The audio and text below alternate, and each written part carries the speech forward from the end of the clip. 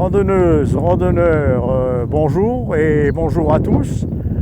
Bienvenue dans l'émission Balade, randonnée et découverte. Et aujourd'hui, nous avons eu un coup de cœur. On va vous présenter l'écurie du rallye qui est à Constantine, en Meuse. Et nous irons aussi sur le village de Rouvroy. Et nous allons à la découverte de cette écurie qui est tenue par Sylvie. Bonjour. Sylvie, heureux d'être ici Bienvenue. au rallye de Constantine. Voilà. Et je voudrais bien savoir un peu l'historique de cette écurie. L'historique, c'est une passion du cheval qui date depuis l'âge de 8 ans. Et à l'âge de 19 ans, j'ai eu l'opportunité d'arriver ici en rencontrant mon conjoint. Et comme il y a beaucoup de terrain et qu'il y avait possibilité de faire des choses intéressantes, à la base, je ne pensais pas en faire un métier. Moi, à la base, je suis secrétaire, j'ai un bac pro de secrétariat, donc vous voyez, rien à voir avec mon métier. Voilà. Mais par contre, la passion du cheval a pris le dessus. Et en 96, j'ai décidé de passer ce qu'on appelle l'ATE, l'accompagnateur de tourisme équestre. Donc j'ai suivi une formation de 6 mois, je crois que c'était. Et en 98, j'ai passé le meneur pour l'attelage, parce que je me suis dit qu'un jour, ça allait être obligatoire le diplôme, donc je me suis dit je vais le faire avant d'ouvrir. Et j'ai ouvert au 1er juin 98, donc ça fait 22 ans. 22 ans. Voilà. Donc à cette époque-là, je ne faisais que de l'extérieur. De la promenade, de la randonnée, mais pas de cours en manège. Dans les champs et dans les forêts aux alentours. Voilà, c'est ça. On allait un peu visiter la Meuse. Voilà, la Meuse le tourisme vert de notre Meuse profonde. C'est ce qu'on aime bien, la Meuse profonde. Oui, c'est vrai que c'est très calme, mais on a beaucoup de verdure, on a des beaux chemins. Franchement, c'est très intéressant. Des belles forêts, des beaux sites et tout. C'est ça, c'est ça. Et puis les gens aussi sont sympas, donc ça aide. Ça aide toujours. Et puis en 2005, ça me travaillait de vouloir passer le monitorat. Déjà pour savoir quel niveau j'avais à cheval. Pour moi, déjà à la base. Et je me suis dit, en plus avec le monitorat, je pourrais donner des cours parce que parfois j'avais des gens qui ne savaient pas monter, qui me disaient qu'ils savaient monter. Et quand je partais en promenade, des fois je me faisais des frayeurs quand même. Parce que j'ai des chevaux gentils, mais ça reste des chevaux. Voilà, à la base. Donc j'ai fait une formation d'un an. Au galop, ça va, mais non, le cheval au trot, on est bien. Voilà. Mais quand le galop arrive, c'est plus pareil. Le souci surtout, c'est que les gens vont en vacances en Camargue, vont faire une rando en Camargue et se disent « je sais monter ». Toujours bien tracé. Voilà, sauf que c'est des chevaux qui sont en pleine canicule pendant des heures, ils n'ont pas trop envie de courir, et du coup ils ont l'habitude des touristes, parce que nous en Meuse on n'a quand même pas tant de touristes que ça, quoi. Et du coup ils sont beaucoup plus calmes. Mais quand on arrive ici avec des chevaux qui sont nourris autrement aussi, parce que la verdure chez nous est quand même plus riche qu'en Camargue, donc des chevaux qui ont un peu plus de sang, quand les gens ne savent pas monter, parfois on se fait peur. Donc j'ai dit, ça c'est stop, je ne pars plus à l'aventure. Je veux d'abord préparer mes cavaliers au manège, leur donner les bonnes bases, et ensuite dire, ok, on peut aller en extérieur. Et du coup, c'est ce qu'on fait. Donc on a un panel d'activités qui est assez intéressant, on fait un peu de tout. On fait là vous avez ma fille qui monte son cheval, qui est un cheval à papier, que je lui ai offert. Cheval à papier, qu'est-ce que ça veut dire ? C'est-à-dire avec un lof, comme les chiens, avec un lof. Parents reconnus. Là, qui vient de terminer sa formation de monitorat, on attend les résultats. Et justement, c'est pour pouvoir travailler avec. Elle pouvait travailler avec moi, donc parce qu'elle aussi, du coup, a un diplôme de comptable et maintenant elle revient à la terre. C'est familial. Ça change tout. Oui, j'ai l'impression qu'elle prend le même cursus que moi. Voilà. Donc du coup, donc je parlais des activités, on propose du pony game, de l'équifile, pour ceux qui connaissent, un peu de CSO, du dressage. Moi je connais pas trop. Alors le pony game, c'est des jeux à poney. Qu'est-ce que ça veut dire ? Pony game, c'est des jeux à poney. Ah oui. Équifile, avec des petits enfants alors. Adultes aussi. Adultes alors, aussi. croyez bien, on redescend en enfance de temps en temps. Ah oui, c'est bien. Oui, on s'amuse bien. On fait de l'équifile. Alors ça, c'est très intéressant, c'est du travail à pied, avec un cheval en longe. Et on doit passer dans des portes, choses comme ça, mais à distance. C'est-à-dire qu'on ne doit pas toucher le cheval. Donc il faut vraiment savoir où se positionner pour communiquer avec le cheval, comment l'amener où on veut aller. Et ça, justement, c'est une chose qui se perd beaucoup, c'est qu'on fait des cavaliers, on met des gens à cheval, mais on les met que à cheval. Et à côté de ça, quand ils se retrouvent à côté d'un jeune cheval, ils sont perdus. Ils ne savent pas comment les prendre en main et ce qui s'ensuit. Donc c'est très très intéressant. C'est aussi une forme de communication. Hein. On propose un peu de CSO. Donc maintenant, je me suis lancé un peu dans le cheval de sport pour sauter des obstacles. On commence à avoir des bons petits chevaux à papier. Voilà, dans les pics. Voilà, c'est ça, c'est ça. Et puis, naturellement, on fait de la rando, du baby poney. Vous faites des concours hippiques, non? Alors, j'ai ma fille Elodie qui fait un peu de concours. Et j'ai 2 gamines, Lucie et Oriane, qui sortent aussi en concours. Et j'ai des plus jeunes qui commencent. Mais moi, je ne suis pas concours à fond. C'est à la demande du client. S'ils me disent, voilà, j'ai envie d'essayer le CSO... C'est la course au trophée, quoi, non? Non, même pas. Non, parce que pour les gens qui me connaissent, ils savent que quand je suis à manège, je suis très exigeante sur l'équitation. Par contre, quand on est en concours, je suis la plus cool des coachs. Voilà. C'est pas le jour du concours qu'on va dire au cavalier, fais comme ci, fais comme ça. Non, on a travaillé à la maison, maintenant tu sais ce que tu as à faire, tu n'as plus qu'à le mettre en application. Et alors quand dans le parcours ça se passe mal, quand il ressort, je dis qu'est-ce que t'en penses? Bah c'était de la crotte, hein. On est d'accord. Et puis voilà, on ramène le cheval au camion, on va pas se prendre la tête. Je sais que le cavalier est déjà déconcerté d'avoir raté son tour, je vais pas en rajouter. C'est sûr. Hein, c'est pas la peine, c'est pas la peine. Voilà. C'est Donc voilà les activités qu'on propose, un peu de tout. Et là par exemple cet été, on organise pour la première fois une colonie de 5 jours avec des enfants. Ah oui, ça doit être intéressant ça. Pour les jeunes. Ils adorent. Honnêtement, déjà il n'y a pas les parents derrière, ils ont l'impression d'être un peu plus libres. C'est une colonie de vacances quoi. C'est ça, c'est une colonie de vacances. Et avec le Covid, normalement, quand on fait des randonnées d'une journée, de 2 jours, ils dorment en toile de tente. Donc là, avec le Covid, on ne peut pas. Donc on a loué un gîte dans le coin de Dieu-sur-Meuse. Et ils sont 4 nuits sur Dieu et ils vont faire les tracés des vents des forêts. Et vous partez d'ici jusqu'à Dieu, hein? Alors on part en camion, parce que ça fait un peu loin quand même. Non, j'emmène les chevaux, les cavaliers, le matériel là-bas et on fait tout sur place. Voilà. C'est une belle région aussi, là.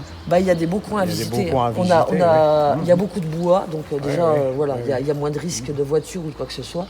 Et il y a des circuits balisés, donc d'autant plus, quoi. Oui, c'est pas mal balisé aussi, là. C'est ça. Et vous empruntez les circuits des randonneurs et des cyclistes. C'est ça, ce qu'on appelle les chemins de grande randonnée, qui sont ouverts aux pédestres, les GR, voilà, c'est ça, c'est bien, vous connaissez.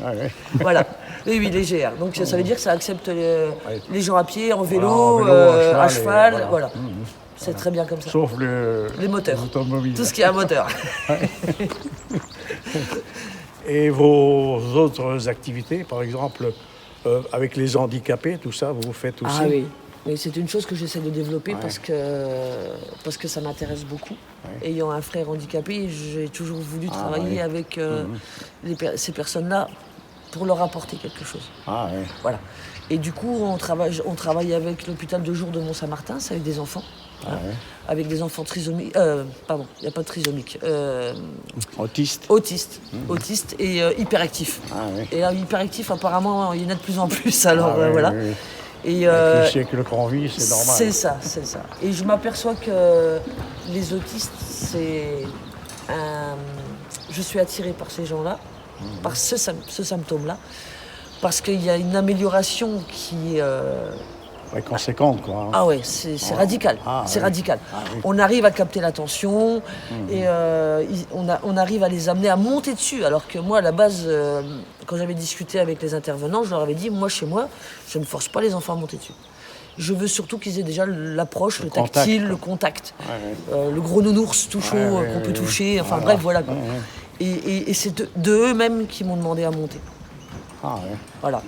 Et je travaille aussi avec la masse de Mont-Saint-Martin. Là, par contre, c'est des adultes.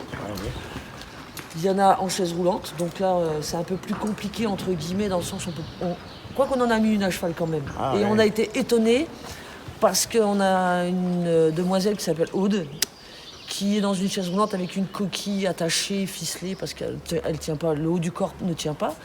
Et un jour, en hiver, les chevaux étaient en boxe et je leur dis on les mettrait quand même bien dessus, quoi. Et là, les intervenants me regardent, me disent Sylvie, mais je dis quoi? Dans le box, si tu veux que ça craigne, on la tient, on est là, on est que 3-4, voilà quoi. Et au moment où je leur ai dit on va la mettre dessus, Aude a eu un grand sourire en faisant ouais. On s'est demandé si on avait rêvé, hein, franchement. Et quand on l'a mis à cheval, pourquoi pas, hein. Quand on a réussi à la mettre à cheval parce qu'elle avait un petit peu de poids, elle est partie en avant, a pris le cheval en prenant le cheval par le cou. Et à un moment, tout le monde était « il faut la redresser, machin ». Et puis je dis « attendez, je dis Aude, redresse-toi ». Et la jeune fille, elle a fait chose qu'elle ne faisait pas en temps normal, avec un grand sourire. Et là, je crois que c'est le plus beau métier du monde. Et là, vous avez vraiment la satisfaction de... on a une vraie satisfaction, tout à fait. Et puis l'handicapé aussi, il se sent revivre. Ils me disent que quand ils arrivent dans la cour, ils ont tous la banane. Hein. Quand ils arrivent ici, ils savent où ils vont. Il n'y a pas de problème à ce niveau-là, quoi. Donc ils sont pas si handicapés que ça, vous voyez. Ils savent très bien où ils vont. Voilà. Et les chevaux les reconnaissent aussi. Alors alors moi, je fonctionne de cette méthode-là. Je suis peut-être un peu spécial. C'est pas le cavalier qui choisit le cheval. C'est le cheval qui choisit le cavalier. Ah bon? Et comment qu'il fait, là? Dans le terme équestre, on dit le cheval miroir.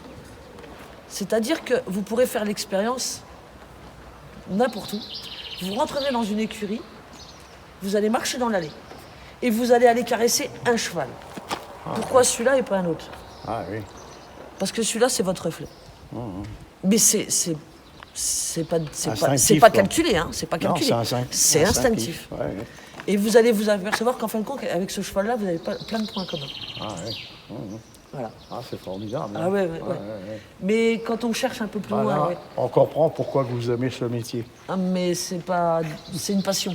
Une passion. C'est d'abord une passion des chevaux. Nous, ici, on a le dentiste, on a l'ostéo, on a le maréchal, on a une femme qui fait de la communication animale. C'est nouveau, hein, mais je m'aperçois que ça fonctionne.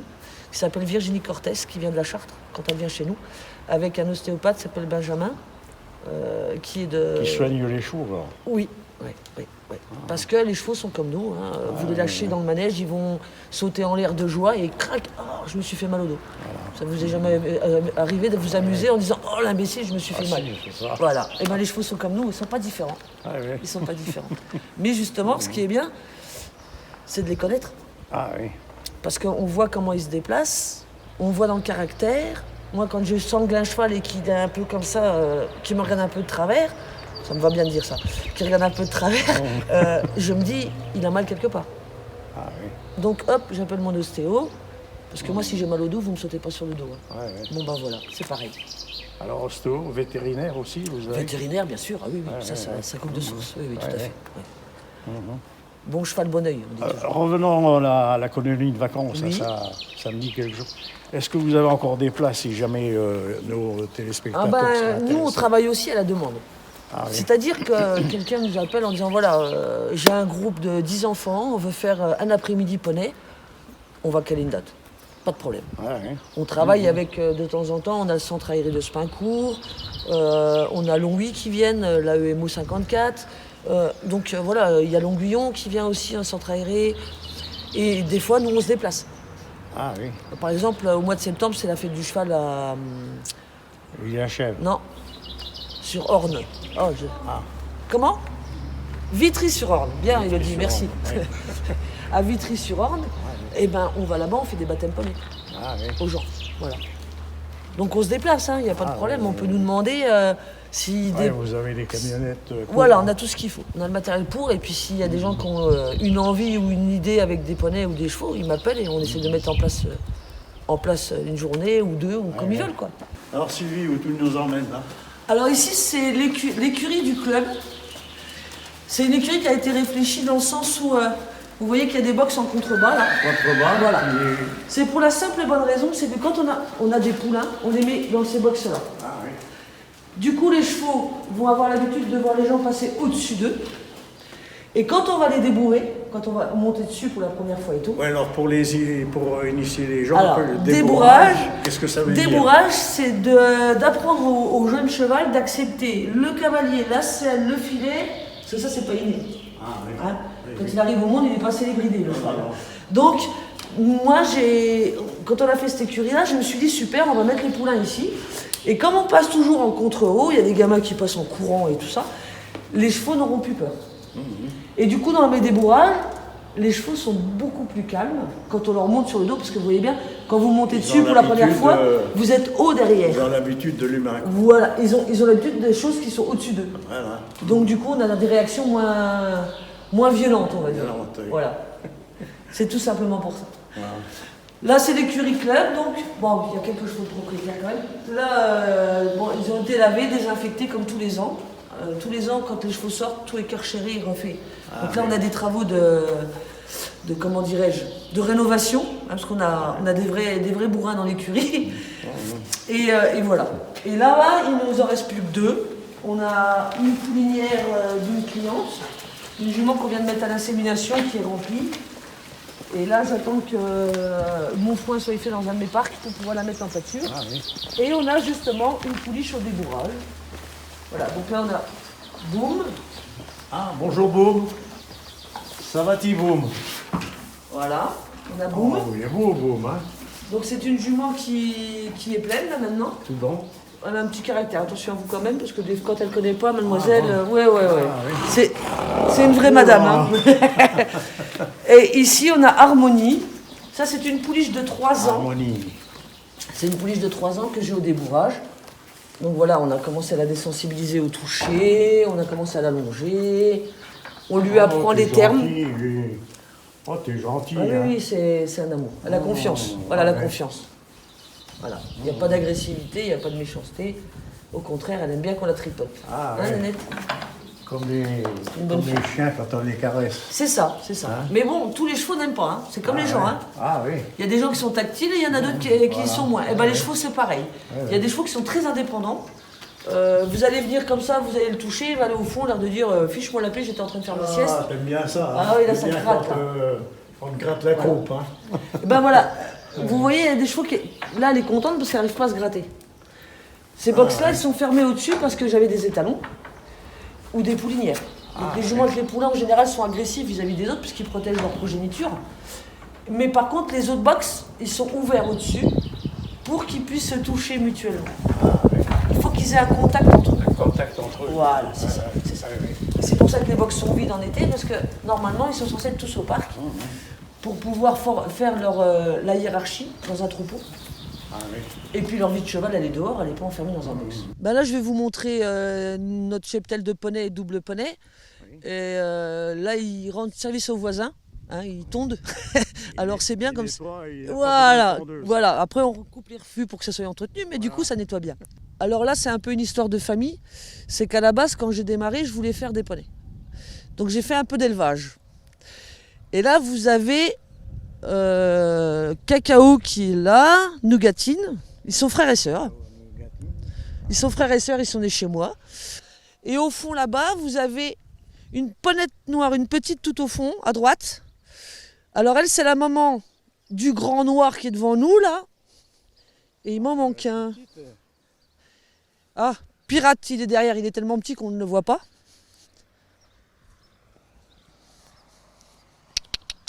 Hey, Gaufrette. Donc là, on a Litchi, qui est né chez moi et il a 20 ans maintenant. Là, on a Fripouille, c'est sa maman qui en a 27. Et ça vit combien de temps En moyenne, entre 25 et 30 ans. Et là, vous avez Pirate, c'est aussi son fils. Alors, c'est bizarre, hein, mais c'est pas le même père. Et là, vous avez Kelly, qui est la maman de Samba. Voilà. Les belles bêtes. Ils sont gentils, oui. Puis ils sont habitués aux gens, ils sont habitués aux enfants. Bon, là, Moussik a eu peur du micro, il n'en avait jamais vu, je pense. Un peu perte. Bon alors Sylvie, si on veut venir ici à l'écurie, comment qu'on fait?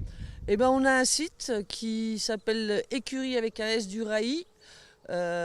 Ou alors vous pouvez aller sur l'adresse mail écurie toujours avec un S du Rail 55 @gmail.com ou par téléphone sur le portable au 06 32 56 24 78. Voilà. On est ouvert, on vous attend. Venez nombreux. C'est vraiment un site magnifique ici et puis on accueille tout le monde. Hein. Tout le monde, il n'y a pas de problème. Plus de monde, plus plus on s'amuse. C'est ça, c'est ça. Voilà. Et puis on prend le temps de vivre aussi. Voilà, c'est bien. Mon slogan, c'est venez vivre au pas des chevaux. Donc profitez-en. Ah, voilà. Voilà. Pas des chevaux, suivez les chevaux. Voilà, c'est ça. Prenez le temps de souffler. Voilà. Ah ben, je vous remercie bien, Sylvie, de nous avoir accueillis dans ce beau site. Et on souhaite que ça continue encore longtemps. On espère aussi. Voilà. Alors, nous voilà près du château de Constantine, ce qu'on appelle le château de Constantine. Et là, j'ai une petite anecdote qui date des années 60.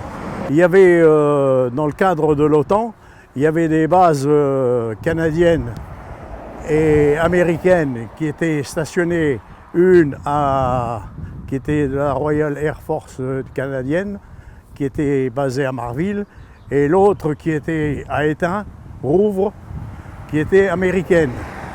Et je pense que dans les années 60, ou juste un peu avant le départ des Américains et des Canadiens par le général de Gaulle qui avait quitté l'OTAN à l'époque, qui ne voulait pas d'une France occupée par des armées étrangères. Et ils sont repartis, alors les Canadiens sont repartis sur là, et les Américains aussi en Allemagne. Et il y a eu une anecdote ici, c'est qu'il y a eu un crash d'un avion américain, je suppose, et j'étais témoin de cet accident parce que je passais dans le secteur à l'époque. Et cet avion, c'était des F-100 à l'époque, ils avaient des problèmes et ça tombait souvent. Et souvent, une fois tous les 15 jours, tu avais un incident. Hein. Et un avion est tombé juste dans le parc de ce château. Et le restant de l'avion, eh bien, il a détruit une cheminée de ce château, hein, à l'époque. Hein. Et ces Canadiens nous ont quittés en 67, parce qu'en 66, le général de Gaulle a décidé qu'il devait quitter le territoire français. Et toutes ces troupes américaines ont été remplacées à Marville par la troupe française qui faisait des entraînements, c'était Dieuze ou Nancy, chez Nancy, qui venait s'entraîner sur la base de Marville. Et j'ai appris dernièrement que sur cette base de Marville, il y a eu une zone industrielle. Et plus maintenant, il va y avoir sur le site, sur 150 hectares, des photovoltaïques. Ça va faire un champ terrible de photovoltaïques qui pourront alimenter une ville de 25 000 habitants. Ça sera très intéressant. Bon alors là, après le rallye, on se rend sur le petit village de Rouvroy. Hein, Rouvroy en Meuse, région Grand Est, et nous allons continuer nos petites randonnées dans les villages meusiens. Alors, dans le secteur de Rouvroy, il y a un site naturel de Reuge. C'est une zone humide près de l'Autun. Voilà, on arrive près de la zone humide du Reuge et on y arrive, hein. On est tout près. Voilà, nous sommes dans la zone humide là, et il y a un sentier pédagogique du site naturel de Reuge qui a été aménagé. Les panneaux sur le sentier, les amphibiens, les poissons, les oiseaux, les libellules et la flore des zones humides. Il y a tout ça sur ce panneau. Hein.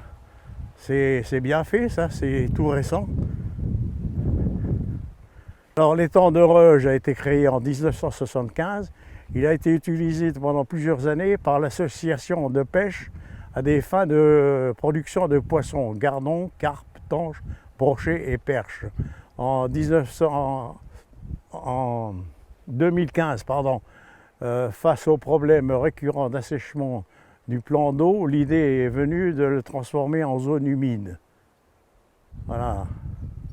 Alors, un bel endroit là, et puis on est à l'abri, puis on peut observer toute la faune autour et toute la flore qui viendront dans ces zones humides. Alors la diversité piscicole de l'Autun, hein, parce que l'Autun est juste là.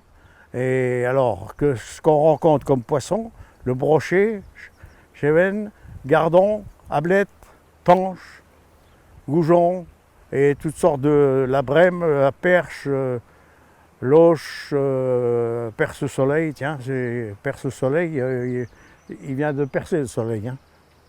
Et ben, toutes sortes de poissons qu'on retrouve ici, dans cette zone humide. Et quand il y a beaucoup d'eau, ben, tout est recouvert ici. Hein. Allez, on continue. Alors toute cette zone humide, eh ben, elle vient de ce petit cours d'eau qui s'appelle le ruisseau de Bellefontaine. Parce que Bellefontaine, il y avait près de Constantine, là-bas, il y a une ferme qui s'appelle Bellefontaine. D'où l'origine de ce ruisseau. Le ruisseau de Bellefontaine et la zone humide se jette dans l'Autun dans ce lieu-là. Et l'Autun, ben, il est né à Grandecourt-Aix, dans la Wavre, dans la commune de Grandecourt-Aix, située en Meurthe-et-Moselle. Après avoir parcouru 67 km, il se jette dans la Chière à Montmédy, dans la Meuse, hein, dans la région de Meuse.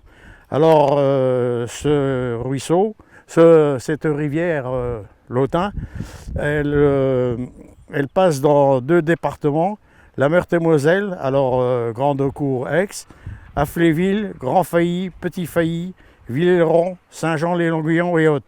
Et dans les départements de la Meuse, Domrémy, Barancourt, Domrémy-la-Canne, Gourincourt, Vandrecourt, Spincourt, Museré, Nouillopont, Duzé, Rouvroy-sur-Autun, où nous sommes, Pilon, Sorbet, Saint-Laurent, Rupture-Autun, Marville, Flacigny, Bazeilles-sur-Autun, et se jette dans la Chière à Montmédy.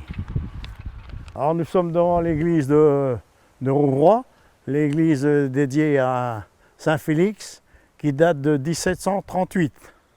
Là, nous sommes en plein centre de Rouvroy. Et bon, je pense que il y a des belles petites maisons ici, bien retapées, comme celle qui est devant nous là, et qui date de 1737. Ben voilà, j'espère que cette balade vous aura plu, comme elle nous a plu. Eh ben, je remercie encore Sylvie de nous avoir accueillis dans son écurie.